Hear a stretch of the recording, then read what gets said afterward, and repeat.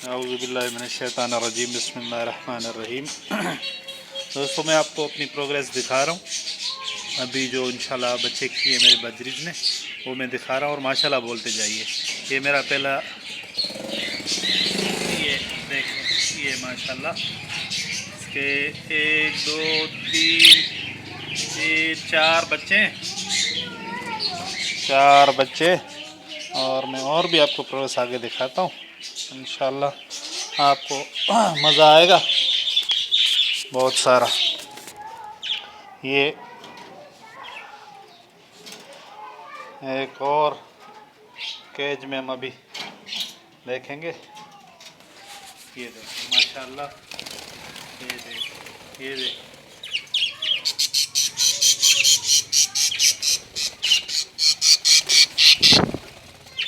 ये माशाल्लाह इसमें बच्चे दिए हुए 2 बच्चे। और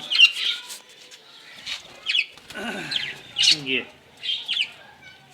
एक और मादी है, उसने बच्चे दिए हुए, देखो माशाल्लाह 4 बच्चे माशाल्लाह माशाल्लाह। ये एक और, ये माशाल्लाह।